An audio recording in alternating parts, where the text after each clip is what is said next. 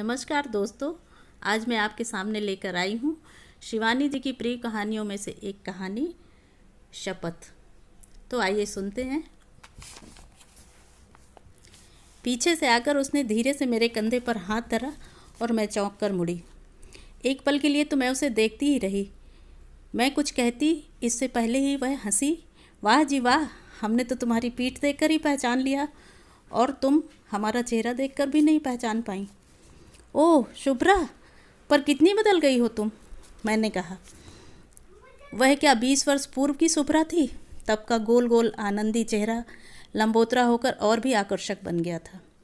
सुगढ़ जूड़े में मंडित घने केस पास की गरिमा क्षीण होने से ही संभवतः उन्हें काट छाँट कर यत्न से टीज कर दिया गया था। उन अधरों की स्वाभाविक लालिमा को मैंने बहुत निकट से देखा था। उन्हें निरंतर रंगकर ही क्या स्वामिनी ने ऐसा धूमिल बना दिया था। सूखे पपड़ी पड़े क्लांत अधरों पर औसन्न स्मित की रेखा सहसा उज्जवल हो उठी। यहाँ बड़ी भीड़ है, चलना कार में बैठकर। इससे पूर्व वह मुझे अनेक कारों और की मैं कुछ पंक्ति में कहती भी विशिष्ट रूप से चमकती अपनी काली लंबी गाड़ी में खींच ले गई। मैंने कभी सोचा भी नहीं था कि तू यहाँ मिल जाएगी। कार की हल्की रोशनी जलाकर वह मुझसे सट गई। अपनी छीण कटी के कौमारे को वह निश्चय ही मुट्ठी में बांधकर सेंधती आई थी, पर फिगर को जकड़े रहने पर भी संस्कृति जैसे उसकी पकड़ से छूटकर बहुत दूर छिटक गई थी। पट्टी से ब्लाउज पर बड़ी उदासीनता से पड़ा उसका पारदर्शी साड़ी का आंचल, अंगुलियों पर हीरे की वर्तुलाकार जगमगाती अंगूठी से उज्जवल हो उठी निकोटीन के इतिहास की निर्लज्ज कालिमा और आँखों के नीचे रात्रि जागरण से उभरी काली झाई जिसे उसका मस्कारा कौशल भी नहीं छिपा सका था। आखिरी बार कब मिले थे? उसने पूछा। 20 वर्ष पूर्व, मैंने कहा, जब तूने हमारी वार्डन को अपने अपूर्व अभिनय से पसीना पसीना कर दिया था। वह जोर से हंसी और उसी परिचित हास्यधारा ने हम दोनों के भूले बिसरे कौशौर्य को खींचकर एक बार फिर सामने खड़ा कर दिया था। शुभ्रा हमारे हॉस्टल की सबसे आनंदी लड़की थी। उसके परिहास रसिक चित्त ने उसे पूरे आश्रम का क्रेज बना दिया था। ऐसे ऐसे मजाक करेगी कि सब हंसते हंसते दोहरे हो जाएंगे, पर स्वयं ऐसी सूरत बनाए बैठ जाएगी जैसे कुछ जानती ही ना हो। उस 1 अप्रैल को पूरे छात्रावास में हवा की भांति यह समाचार फैल गया था कि सुंदर शुभ्रा को गर्दन तोड़ ज्वर हो गया है। 2 ही दिन पूर्व इसी विषम ज्वर ने छात्रावास की एक प्रतिभाशालिनी छात्रा के प्राण लिए थे। प्राणांतक सिर दर्द में इधर उधर सिर पटकती जूठी दी की ही भांति शुभ्रा भी तड़पती, सिर फेंकती दम तोड़ने लगी थी। उसके उस परिहास का रहस्य सीमित था केवल हम दोनों तक। कैसी शोक जन्मजात अभिनेत्री थी वह। जब हम शांत जूठी दी की मृत्युशैया के पास विवश खड़ी सिसक रही थीं, तब क्या वह अभागी 3 दिन बाद के अभिनय का मूक रिहर्सल कंठस्थ कर रही होगी? जब वार्डन उसके घर को तार करने भागी, तभी वह हंसती हंसती उठ बैठी। दूसरे ही दिन मैं अपने पिता की बीमारी का तार पाकर चली गई और फिर उससे कभी मिल नहीं पाई। बीच बीच में वह पत्र लिखती रहती और उसके पत्रों की भी उसी की भांति बोटी बोटी फड़कती थी। उसी के एक पत्र ने मुझे उसके विवाह का समाचार भी दिया था। उसके समृद्ध प्रतिवेशी परिवार की बड़ी बहू कालिंदी ने ही विचित्र परिस्थितियों में उसे अपने उस छोटे देवर के लिए पसंद कर लिया था जिसके लिए बहुत बड़े बड़े परिवारों से रिश्ते चले आ रहे थे। अप्पा साहब की हवेली के अमरूदों की प्रसिद्धि दूर दूर तक थी। उसने लिखा था, किंतु उस बगिया के अमरूदों से मीठा उस ग्रह का छोटा पुत्र है, यह मैं खूब अच्छी तरह जानती थी। पर जिन अंगूरों को विवश हो बाद में खट्टा कहना पड़े, उन पर लपकने की मूर्खता भला मैं कभी क्यों करती? मैं जानती थी कि मैं एक अध्यापक की पुत्री हूँ। अप्पा साहब की बड़ी बहू कालिंदी थी, स्वयं एक प्रतिष्ठित परिवार की कन्या, और मझली बहू के पिता थे चीफ जस्टिस। तब तू ही बता, मेरी क्या बिसात थी जो उस ग्रह की बहू बनने के सपने देखती। मैं तुझे विश्वास दिलाती हूँ कि मैं केवल अमरूद चुराने ही गई थी, उस ग्रह के पुत्र को चुराने की बदनीयत से नहीं। मैं जानती थी कि सास ससुर विहीन उस विराट साम्राज्य की एक छत्र स्वामिनी कालिंदी भाभी अत्यंत उग्र स्वभाव की हैं और उन अलभ्य किसी किशोरी के से गुलाबी गालों वाले इलाहाबादी अमरूदों का एक एक बेटा उन्हीं के हाथों सजा संवरा है। यही नहीं, एक एक दाने पर उनकी सील लगी रहती है और पकने पर अपने ही ऊंचे तबके के इष्ट मित्रों के यहाँ वे गिन गिन कर डालियाँ भेजती हैं, वह भी ऐसे जैसे अमरूद नहीं अशर्फियाँ लुटा रही हूँ। सोमवार को वो नित्य 8 बजे अपनी देवरानी मालिनी को लेकर ग्रह के इष्ट शिव के पूजन को जाती हैं, यह मैं जानती थी। माली खाट पर बेसुध पड़ा सो रहा था, यह भी मैंने अपनी खिड़की से देख लिया था। लाल गुलाबी फलों से लदे पेड़ की डाल मैंने लपक कर खींची और मन भर के अमरूद खाए। आधा अमरूद को तरती मैं अपने पैर में चुभ गए कांटे को निकाल ही रही थी कि कालिंदी भाभी अपने पति, दोनों देवर और देवरानी के साथ कार से उतर सीधी मेरे सामने खड़ी हो गईं।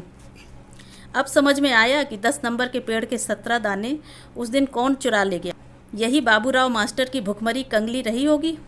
मेरे जी में आया मैं उसी क्षण उस अहंकारी महिला के पटाम्बर परिधानों को चीर कर धज्जियाँ उड़ा दूँ।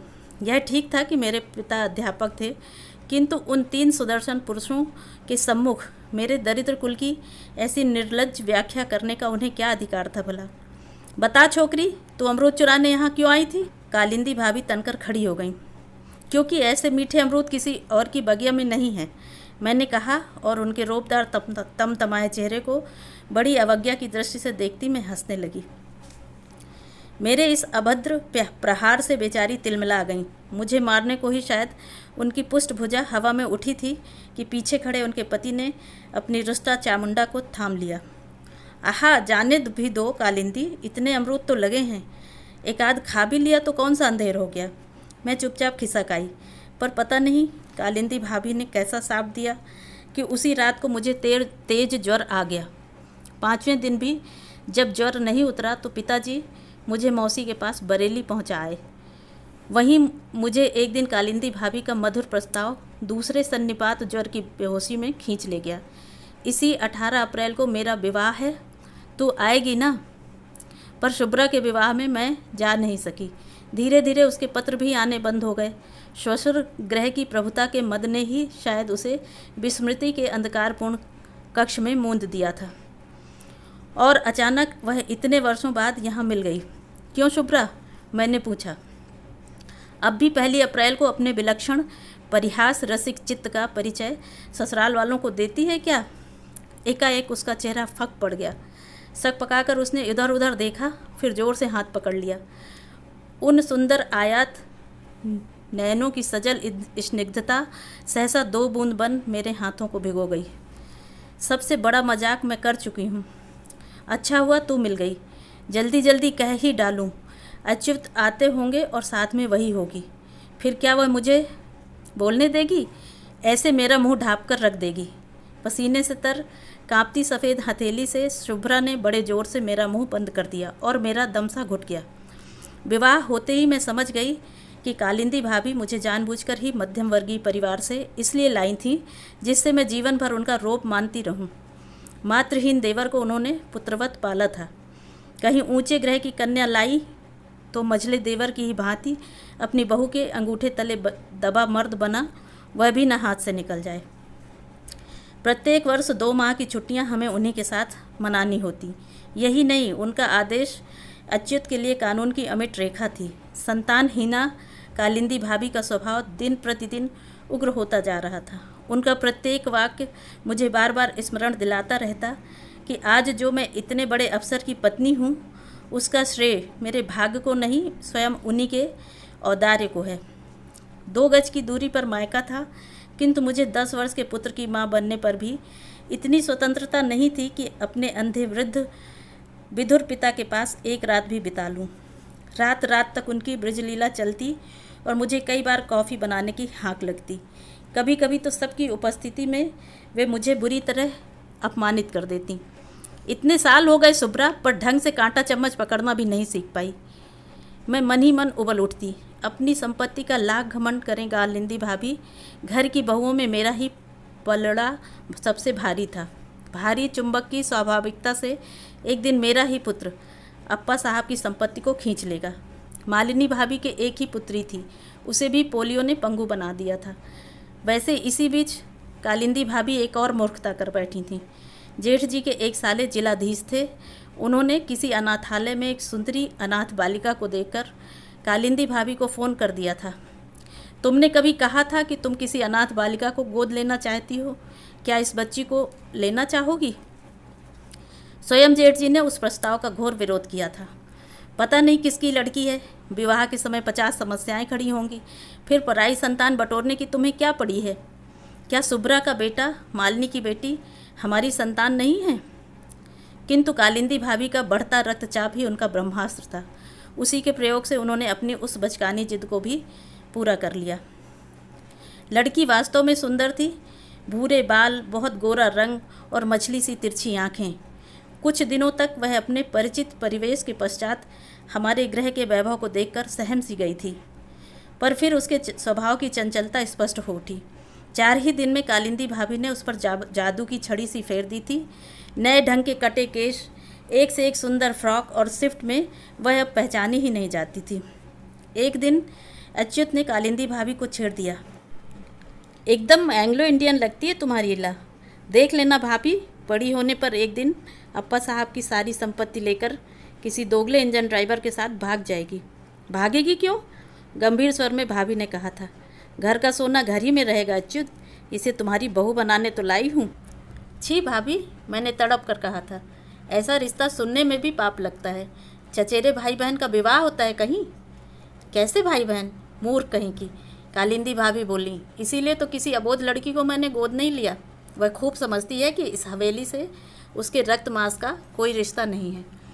फिर तो वे जैसे हाथ धोकर मेरे पीछे पड़ गईं। कभी अतुल से कहती, जा अपनी बहू से खेल। कभी कहती, सुब्रा अपनी बहू को देख जरा, ठीक तेरी ही तरह अमरूद चुरा कर कुतर रही है। मैं मन ही मन बौखला उठती। इला अभी से ही इतनी सुंदर थी, फिर भविष्य की उस सुलक्षणा स्वयं दूती के एक एक लक्षण मुझे सहमाने लगे थे। बचपन से ही ऐसी पकी बातें सुनकर क्या यह संभव नहीं था कि पाल के पकाए गए पपीते की भांति मेरा अबोध पुत्र भी अकाल परिपक्व हो उठे। अतुल को अपनी सगी चचेरी से बहन से कोई लगाव नहीं था, किंतु इला के बिना उसका एक पल भी जैसे सार्थक नहीं रहता। एक तो वह दुस्साहसी दस्यु कन्या पेड़ पर जंगली बिल्ली की ही तरह फुर्ती से चढ़ सकती थी। उसके मित्रों के साथ क्रिकेट खेलती थी। लड़कों के प्रत्येक खेल में उसकी रुचि थी और लड़कियों के खेल से थी घोर अरुचि। व्हील चेयर पर अवश्य बैठी मालिनी की भाभी की बेटी अंजना अपनी सुंदर गुड़िया का उत्कोच देने पर भी जिसे अपनी सहेली नहीं बना पाई थी, वह मेरे बेटे की अंतरंग बाल्य सहचरी बन उठी थी। एक दिन कालिंदी भाभी ने खाने की मेज़ पर मुझे छेड़ दिया। छोटी, कभी कभी तो इला की शक्ल तुझसे इतनी मिलती है कि लगता है तेरी ही बिटिया है।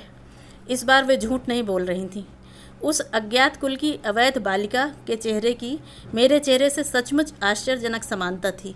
अपने बचपन की तस्वीरों से उसका मिलान कर मैं स्वयं दंग रह गई थी। उस 31 मार्च को प्रकृति भी मेरी परिहास योजना में स्वयं ही रस ले उठी। मुझे कालिंदी भाभी की व्यंग्योक्ति उसी क्षण उकसा उठी। क्यों ना अनुकूल परिस्थितियों को लाभ उठाकर उनका मत्सर बाण उन्हीं की ओर मोड़ दूं। फिर उसी दिन मालिनी भाभी भी मुझे जोश दिला गई थी। क्यों री सुब्रा, पिछली 1 अप्रैल को हमें तो खूब रुला चुकी है, इस बार बड़ी भाभी को रुला दे तो हम जाने। पिछली 1 अप्रैल को मैंने मालिनी भाभी की माँ की बीमारी का झूठा तार भेज उन्हें बिस्तर बंधवा स्टेशन भी भेज दिया था। कालिंदी भाभी ने मुझे बाद में चीरकर धर दिया था। यह भी कैसा मजाक है छोटी? पर मेरा दोष नहीं था। रूप और वैभव के गर्भ में फूली मालिनी भाभी इधर गैस के गुब्बारे सी पकड़ में ही नहीं आती थी। एक दिन बोली थी, हमें कभी कोई बुद्धू नहीं बना सकता। इतनी 1 अप्रैलें आई और गईं, मजाल है जो किसी को कंधे पर भी हाथ धरने दिया हो हमने। बस तीसरे ही दिन मैंने उनके कंधे पर हाथ ही नहीं धरे, उन्हें झचकोर भी दिया। इसी से जब उन्होंने मुझे दोबारा ललकारा तो मैंने हंसकर कहा, अच्छा भाभी, इस बार भी मुझे तुम्हारी चुनौती स्वीकार है। और उसी क्षण मेरे कौतूहल प्रिय मस्तिष्क में मेरी कुटिल योजना बिजली बनकर कौंध गई। वर्षों से संचित हृदय की अव्यक्त कुढ़न प्रतिशोध लेने परिहास की बैसाखियाँ टेकती खड़ी हो गई। 1 अप्रैल की वह सुबह किसी किशोरी के अक्षत कौमार्योज्वल स्मित सी ही स्निग्ध थी। सोमवार को भाभी हम दोनों देवरानियों के साथ हवेली के शिवालय में जाती थीं। फिर उस दिन पार्थिव पूजन था। नहा धोकर 8 बजे तैयार रहने का आदेश हमें मिल चुका था। कभी हमारे ससुर के अंतरंग मित्र स्वयं जगत गुरु ने उस शिवलिंग की स्थापना की थी। उस शिवलिंग की महिमा का इतिहास भी विशद था। कैसे उसके स्थापित होते ही अप्पा साहब को सट्टे में अप्रत्याशित लाभ हुआ था और गृह में 2 पुत्र एक साथ सिविल सर्विस में निकल आए थे, यह सब मैं सुन चुकी थी। गृह कलह के छोटे मोटे मुकदमे भी बम बोले के उस अपूर्व न्यायालय में ही निपटाए जाते। शिवालय में ली गई झूठी शपथ तत्काल उस उग्र देवता का अभिशाप बनकर अभियुक्त के सिर पर मत तांडव कर उठती। कालिंदी भाभी, आज मैं आपके साथ अकेली ही चलूँगी, मैंने कहा। क्यों? भाभी गरजी। मुझे आपसे एकांत में कुछ कहना है, मैंने कहा। कौन सी ऐसी बात है जो तुम मालिनी के सामने नहीं कह सकती? बैसाख का पहला सोमवार है, उसे भी चलना होगा। नहीं भाभी, अपने स्वर की दृढ़ता से मैं स्वयं ही चौंक उठी। बैसाख का पहला सोमवार है, इसी से चाहती हूँ कि आज की पुण्यतिथि में आपकी और भोलानाथ की पावन उपस्थिति में मैं अपना पाप स्वीकार कर लूँ। मेरे अस्वाभाविक रुंधे कंठ स्वर की नम्रता ने भाभी को शायद उलझन में डाल दिया। मालिनी, उन्होंने मालिनी भाभी को बुलाकर कहा, आज तुम घर पर ही रहो, पार्थिव पूजन में शायद कुछ देर लगेगी। सोचती हूँ एक आवृत्ति रुद्र पाठ की भी करवा लूँ। इतनी देर तक तुम्हारी लड़की का अकेले रहना ठीक नहीं, मैं प्रसाद आरती के लिए तुम्हें बुलवा लूँगी। मालिनी भाभी ने आश्चर्य से मुझे देखा और मेरी मूक दृष्टि की कौतुकपूर्ण चावनी से शायद समझ भी गई कि परिहास रंगमंच पर मेरे प्रहसन नाटक के अदृश्य सूत्रधार नटी अवतरित हो चुके हैं।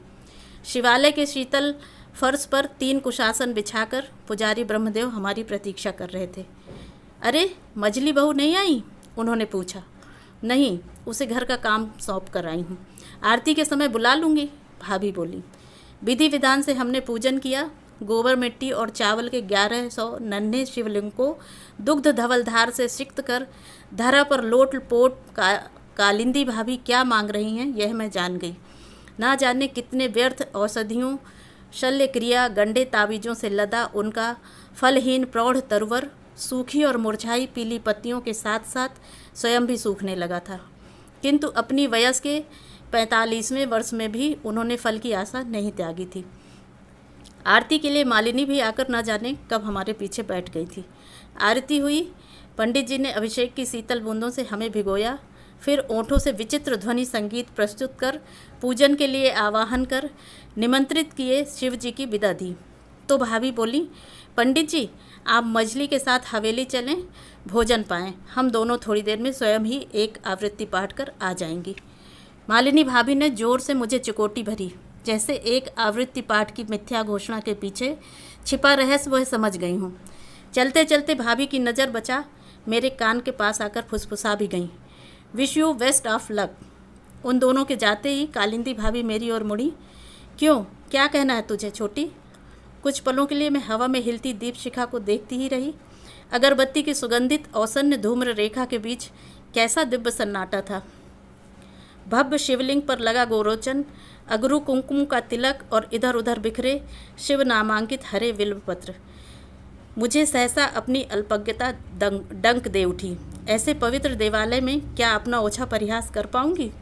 जी में आया हंसकर सब कुछ उन्हें बतला दूं, पर दूसरे ही क्षण अपनी गर्वीली मजली जिठानी की चुनौती का स्मरण भी हो आया और मैं फिर तन गई। आपसे जो मैंने भाई बहन के रिश्ते की बात कही थी वह एकदम सच है भाभी, मैंने कहा। कैसे सच हो सकती है छोटी? तू जानती है दोनों में रक्त मांस का कोई भी रिश्ता नहीं है। उनका स्वर मंदिर के दमामे सा गूंज गया। वही कहने तो यहाँ आई हूँ भाभी, इला मेरी बेटी है। कालिंदी भाभी ने चौंक कर मुझे देखा। क्या तेरा दिमाग फिर गया है छोटी? ठीक कह रही हूँ भाभी। आपको याद होगा विवाह के 7 माह पूर्व मैं अचानक मौसी के पास बरेली चली गई थी। फिर वहीं एक अंधेरे बंद कमरे में मैंने इला के जन्म की प्रतीक्षा की थी। ईश्वर की कृपा से समय से पूर्व ही इसके जन्म से ने मुझे मुक्ति दे दी। आपको याद होगा मेरा घूंघट उठाते ही आपने कहा था, अरे तेरा चेहरा इतना पीला कैसे पड़ गया? ओफ, कितना बड़ा झूठ बोल गई थी मैं। परिस्थितियों को मैंने किस अपूर्व छल बल से तोड़ मरोड़ लिया था। फिर जैसे कोई चतुर्दश लोहे की मोटी मोटी छड़ों को तोड़ मरोड़ भीतर घुसपैठ कर लेता है, वैसे ही मैंने 100 दलीलें पाकर भी कभी आश्वस्त न होने वाली भाभी के शक्की स्वभाव की अर्गला को लपक कर खोल दिया। विवाह से पूर्व सन्निपात ज्वर का आभास पाते ही पिताजी ने मुझे मौसी के पास बरेली भेजा अवश्य था, किंतु मेरी उस यात्रा के पीछे किसी कलंक की कालिमा नहीं थी। मौसी मिशन हॉस्पिटल में डॉक्टरनी थीं और मेरे पीले चेहरे के पीलेपन में कुछ मामी भाभियों द्वारा पोती गई हल्दी का कला कौशल था, कुछ सन्निपात जन रक्तहीनता। बेशरम, भाभी बोली। उनका रक्तचाप उनके गोरे चेहरे पर अबीर बनकर फैल गया। उसी आवारा से शादी क्यों नहीं कर ली तब? इस हवेली में आई किस दुस्साहस से? क्योंकि कैकेयी को मंत्रणा देती कुब्जा मंथरा ही जैसे उछलकर मेरे जिह्वा पर बैठ गई। मैं उससे विवाह भी करती तो इसी हवेली में आना पड़ता। फिर मैं उससे विवाह कर भी नहीं सकती थी। क्यों? भाभी के प्रश्न की हिस्टेरिकल गूंज से मंदिर का घंटा भी हिल गया, क्योंकि उसका विवाह हो चुका था। उनके प्रश्न के तीव्र स्वर की मींड को मेरे उत्तर का कोमल गांधार इस बार पागल बना गया। किसी दुर्दांत बालक द्वारा चिढ़ाई गई कोकिल के से खींचे स्वर की कुहू इस बार तीव्रतम हो उठी। किससे? उन्होंने सांस रोककर पूछा। आपसे, कहकर मैंने आंखें मूंद ली। उस सफ़ेद पड़ गए रोबदार चेहरे की क्षणिक दीनता देखने का मेरा दुस्साहस स्वयं ही दब से बुझ गया। जब आंखें खुली तो कालिंदी भाभी पागलों की भांति शून्य दृष्टि से मुझे घूर रही थीं। मेरे प्रति जेठ जी का अनोखा लाड़, विवाह से पूर्व मुझे बचाने को थामी गई भाभी की भुजा, छुट्टियां बढ़ाने का दुलार भरा आग्रह और आज अचानक उनका जघन्य बन गया अपराध। मेरे अतुल के प्रति उनका अनन्य प्रेम, यह सब तथ्य मेरे पक्ष को सबल बनाने संभ्रांत परिवारों से आए शिष्ट गवाहों की भांति मुझे घेर कर खड़े हो गए। छोटी अथाह जलराशि में डूबती भाभी सहसा तिनका पा गईं। मेरा हाथ अपनी गोरी गुदगुदी हथेली में थामकर उन्होंने शीतल सद्य अभिषिक्त शिवलिंग पर धर दिया। इनकी शपथ खाकर कह छोटी, यह सब सच है? मैं एक पल के लिए झिझकी। संस्कारशील चित्त ने हथेली हटाने की चेष्टा भी की, किंतु घाघ भाभी ने हाथ कसकर दाबा था। हाँ भाभी, सच है, मैंने कहा। उन्होंने फिर एक शब्द भी नहीं कहा। घर पहुंचते ही जेठ जी द्वार पर मिल गए। अरे छोटी, आज तुमने दोबारा चाय नहीं पिलाई तो तृप्ति ही नहीं हुई। बनाओ तो एक प्याला बढ़िया चाय, उन्होंने हंसकर कहा। कालिंदी भाभी उन्हें आग्नेय दृष्टि से भस्म करती भीतर चली गईं और फटाक से अपने पलंग पर लेट गईं। मैं स्टोव को जलाकर जेठ जी के लिए चाय बना ही रही थी कि हंसती हंसती मालिनी भाभी आ गईं। क्यों री छोटी, लगता है कुछ गहरा मजाक कर आई है। वाह भाई, मान गए तेरी बात, तूने बीरबल को भी हंसा दिया। चाय उबली भी नहीं थी कि जेठ जी भागते भागते आए। लगता है कालिंदी को रक्तचाप का बेढप दौरा पड़ गया है। वह तो एकदम बेहोश सी पड़ी है, आंखें ही नहीं खोलती। उनकी आंखें फिर सचमुच ही नहीं खुली। देखते ही देखते 3-4 डॉक्टर आए, उन्हें तत्काल अस्पताल ले जाया गया। किसी आकस्मिक उत्तेजना से दिमाग की नली फट गई थी। सेरिब्रल थ्रोम्बोसिस या तो अब प्राण हरेगा या वाणी। भगवान करे ऐसा ही हो, मैं मनाने लगी। मेरे कलमुहे घातक मजाक की मेरे देवतुल्य जेठ जी से भाभी कभी कोई कैफियत न मांग सकें।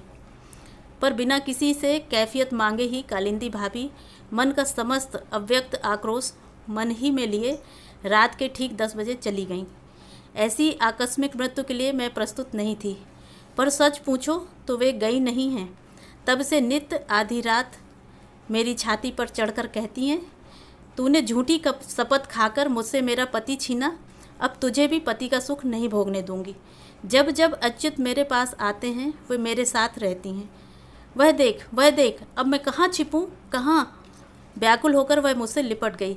मैं घबरा गई। अभी तक तो यह अच्छी भली थी, अब हजरतगंज के भीड़ भरे चौराहे पर कार में थर थर काँपती मुझसे लिपटी अपनी इस विचित्र संगनी को लेकर मैं कब तक बैठी रहूँगी। सहसा एक क्लांत कंठ स्वर सुनकर मैं चौंक उठी। कितनी परेशान कर डालती हो तुम शुभ्रा। उसने शायद मुझे नहीं देखा, फिर देखते ही नम्र स्वर में बोला, क्षमा कीजिएगा, असल में घंटे भर से इन्हें ढूंढता ढूंढता परेशान हो गया हूँ। मैं चलूँ शुभ्रा, मैंने कहा, पर वह तो जैसे काठ बन गई थी। कार के कांच पर खड़ी भावनाहीन दृष्टि और कठोर मुख मुद्रा। मैं सहमकर उतर गई। चलिए आपको छोड़ दूँ। उस सौम्याकृति प्रौढ़ ने कहा। नहीं, आप चिंता न करें, मैं रिक्शा कर लूँगी। पर वह कार को लॉक करके मेरे साथ साथ चलने लगा। आप शायद शुभ्रा को पहले से ही जानती हैं। जी हाँ, हम दोनों एक साथ पढ़ती थी। क्या उसने आपको पहचान लिया? आप देख ही रही हैं, 4 साल से इसका यही हाल है। 4 वर्ष पूर्व हमारे गृह में एक अप्रिय घटना हो गई थी। 1 अप्रैल को यह ना जाने मेरी बड़ी भाभी से कैसा मजाक कर बैठी। वह रक्तचाप की मरीज़ थी, हो सकता है उन्हीं के रोग ने उनके प्राण लिए हों, पर इसके मन में तो यही शैतान घुसा बैठा है कि इसी के मजाक ने उनके प्राण लिए हैं। देश विदेश घुमा लाया हूँ, एन आर्बर के स्टोर फ्रंट क्लिनिक तक ले जा चुका हूँ, जहाँ के मनोविज्ञान के धुरंधर पंडित कैसे कैसे विकट उन्माद रोगियों को साध लेते हैं। यहाँ भी नूर मंजिल का नाम सुनकर ही इसे लाया था, पर हर विशेषज्ञ उसी मजाक का सूत्र पकड़ना चाहता है। कैसा मजाक था, क्यों किया था, आदि आदि मैं क्या बतला सकता हूँ। न मुझे कुछ पता है, न मालिनी भाभी को। यह तो कुछ बतलाती नहीं, जब जब मुझे देखती है ऐसी ही काठ बन जाती है। आपसे तो कुछ नहीं कहा इसने? मैं चुप थी। अदृश्य शिवलिंग को साक्षी बना क्या इस बार मुझे झूठी शपथ खानी होगी? एक बार उस मजाक का रहस्योद्घाटन कर देने पर क्या यह संभव नहीं था कि कालिंदी भाभी का छोटा देवर भी उसी निर्मूल संदेह का शिकार बन जाए? नहीं, मैंने कहा। मुझसे तो उसने कुछ नहीं कहा। ओह धन्यवाद, मैं उसे जानता हूँ, वह कभी कुछ नहीं बताती। और बेचारा सिर झुकाकर चला गया। फिर एक बार मैंने मुड़कर देखा, कार का द्वार खोलकर वह चालक की सीट पर बैठ गया था। उसे देखते ही पीछे बैठी शुभ्रा एक बार फिर काठ बन गई थी, जैसे किसी ने उसकी गर्दन पकड़कर ऐंठ दी हो। क्या पता कालिंदी भाभी की प्रेत छाया, उसका मुंह दाब उस क्षण भी उससे कह रही हो, तुझे पति सुख नहीं भोगने दूंगी शुभ्रा, तूने झूठी शपथ खाकर मेरा पति छीना है ना। तो ये थी कहानी दोस्तों। आशा करती हूँ ये कहानी मेरी जुबानी आपको ज़रूर पसंद आई होगी। इसी तरह की और भी रोचक अनूठी कहानियों के लिए मेरे चैनल को सब्सक्राइब करना ना भूलें। चैनल को लाइक करें, ज़्यादा से ज़्यादा शेयर करें और कमेंट करके ये ज़रूर बताएं कि आपको मेरी ये कहानी कैसी लगी। मिलते हैं अगले वीडियो में एक और नई कहानी के साथ। तब तक स्वस्थ रहें, सुरक्षित रहें। Thanks for listening.